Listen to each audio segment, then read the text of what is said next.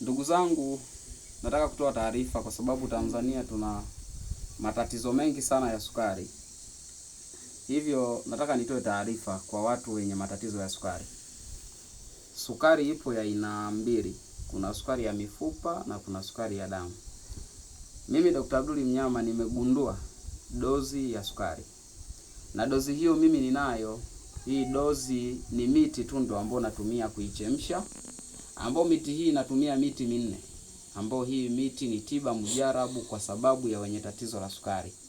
Haijalishi sukari yako ni ya mifupa, haijalishi sukari yako ni ya damu.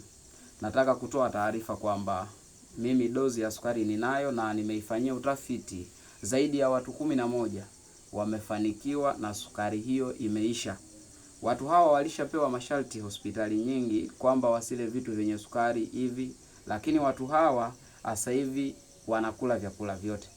Vyakula vile vyote ambavyo umepewa wewe masharti usile. Dozi hii ukiitumia ndani ya wiki moja sukari yako huisha kabisa.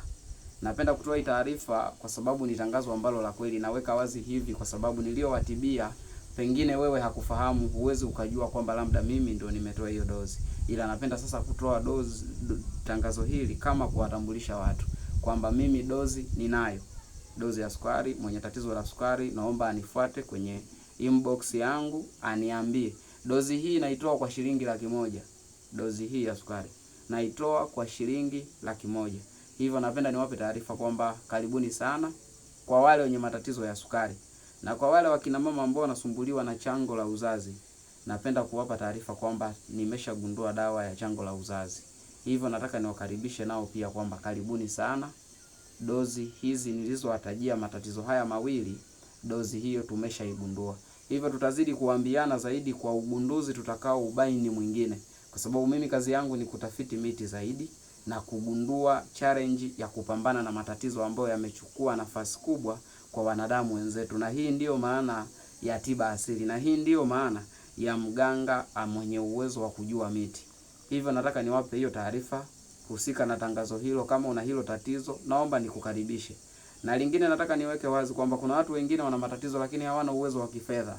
Hivyo usisite kutoa taarifa kwamba mimi nina tatizo na sina uwezo wa kifedha. Hutoacha kusaidiwa kwa sababu malengo ni kusaidiana. Sisi wote ni wa Mungu na hizi nguvu tulizonazo au kipawa hiki tulichobarikiwa si ujanja wetu, bali ni Mungu ndivyo alivyotuandaa tuwe hivi. Hivyo napenda niwakaribishe, karibuni sana. Ingia kwenye akaunti yangu ya Facebook, andika Dr. Abdul Mnyama, utakuta namba zangu humo, unaweza ukanipigia au unaweza nikahitaji hapa na ukaichukua. Ni 0688218008. Karibuni sana Dr. Abdul Mnyama.